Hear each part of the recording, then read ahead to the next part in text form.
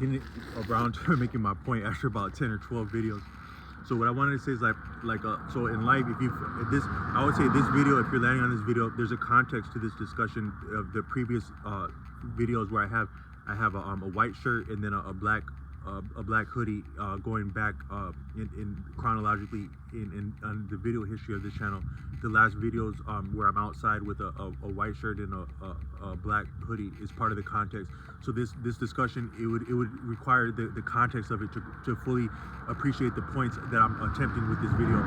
But what I wanted to say is that, so if you imagine, so I appreciate that it is appreciated that when a child is born upon the American soil, where I'm speaking from America, where this is a de facto imposition upon the land according to Tashri. But also with the last video, I concluded that video as the timer ran out, saying that so now you have some discussions online where they're talking about black fatigue. That's very significant in the fact that it's reminiscent of pre-war, pre-Holocaust Germany. You start to get the entire society on board against a particular designated unwanted class. That actually happened to a similar thing happened. So the people that I come from in Africa, the country called Namibia, which gained independence ostensibly in the 1950s, I think, more or less. I'm sorry, I can't speak specifically on that. The country is named after the Namib Desert. That desert is significant because it's very formidable. It's one of the larger deserts in the world, both to our people who are from there and to someone landing there. It's formidable, and it cannot be approached strictly arbitrary according to the interests of commerce or of a crown somewhere. You cannot just simply send people to that desert half-assed, because it's not viable, and that might be the reason why a lot of colonialism. So colonialism ostensibly was headed up by the British, what we know of it, and they landed at least on the continent of South Africa, the region of South Africa, while trying to round it to get to India. Is the history. Now the history is so one must appreciate that what's appreciated as the Moorish people, the Moorish Empire, had contact with Spain. They had contact with Spain. Now, how they would reach Spain to the degree that they did by storm, because it's appreciated that they took Spain by storm, would necessitate seafaring. It would just stand to reason that Christopher Columbus is said to have chartered his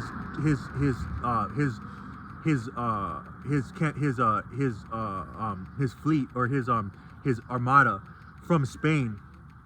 That much logistics and initiative and capital that it would take to initiate that. There would have to be a strong reason to do so. There would have to be confidence about where they're going, why they're going, how they're going. Both the means of going there, the seafaring capability, but then also the destination. So we're to believe that they were just getting around to having this type of ships that could do a feat like that. They were just getting around to doing that at the same time that he was happening to look up and land upon the shores across an entire ocean. That's how we're handed it. Yet and it's also discounted that the Moorish people were having contact with Spain around that point. But according to Tariq Bey, the deeper baseball would be that the Moorish people themselves would already have seafaring capability that profound, that could actually get around to facilitating something like the intercontinental slave trade around that time. Also, knowledge of the land, knowledge of the fact that there is somewhere to land, called the Americas. Now, how did Christopher Columbus wind up getting that far lost, but then getting exactly back to where he came from? So he was lost to get there, but he knew where he was going to get back. That's a little bit of an oversight in the history that would speak to an incongruence and maybe potentially falsify that history that we're handed. But all I meant to say is that it can be appreciated that the Moors were having contact with Spain before the Americas were discovered. The Moors may have been seafaring. There's also certain The Moors were not too far away from the Kush or Egypt, and also the Americas are littered with pyramids. Even the continental North America, geographic America, United States, has more pyramids, mounds, according to Taj Street Bay. The fact that Memphis, Tennessee, is called Memphis, that there may be a deeper history there than can be appreciated. And also, according to Taj Street Bay, a lot of your real mounds and pyramids are in the region of Memphis. That Indiana, Illinois, Tennessee, maybe Kentucky would have a lot of your actual mounds remaining. Then also the fact that Memphis, the sporting pyramid is located in Memphis, Tennessee, to this day. The sporting, there may be a deeper history that all of which would speak to the Moorish people, but no less, Britain was having. They were some of your first seafaring people, and they're also headed for India. They also landed in the Americas and called them the Indians.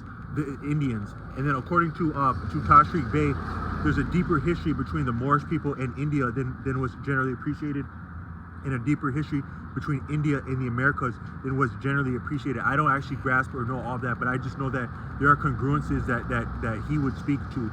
And he said that he once was visiting some very eminent people in India that they would actually read things like books with gloves. So they would take something like a Bible with like leather bound, and they wouldn't pick it up without gloves on. And then they were appreciating that he was aware of the connection between India and the Americas, which a layman person maybe in India or America wouldn't know that connection. But no less, South Africa was contacted. A lot of your slave trade came from Angola, directly north of Namibia.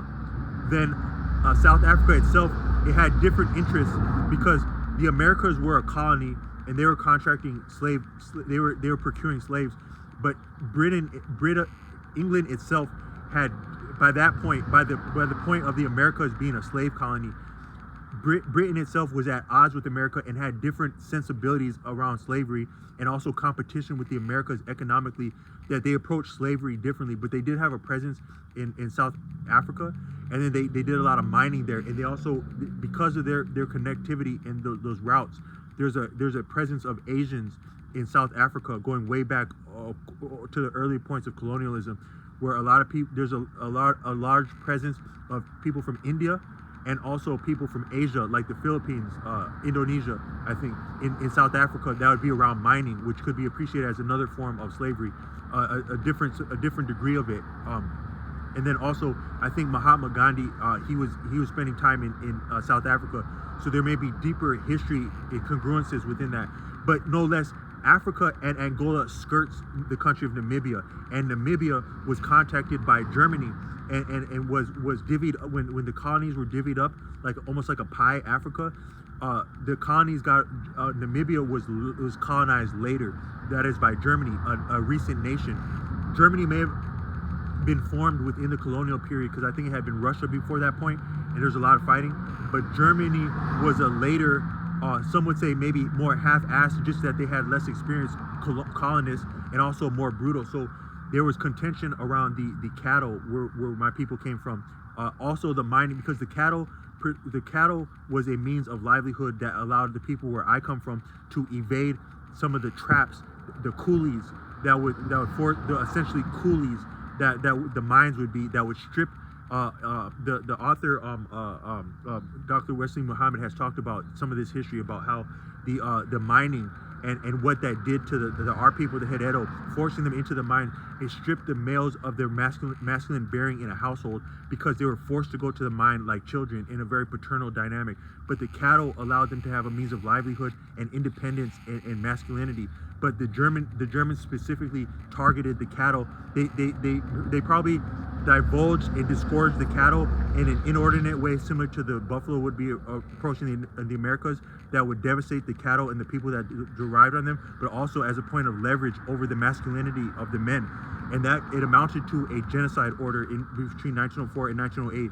A lot of those ancestors, very recent 1 and 2 ancestors, they proliferated and promulgated Holocaust genocide against the Jewish people, but they didn't maybe get that idea out of nowhere. But in the time of Germany, people were being targeted for genocide, similar to now in the Americas with the music, entertainment, but now actual taste in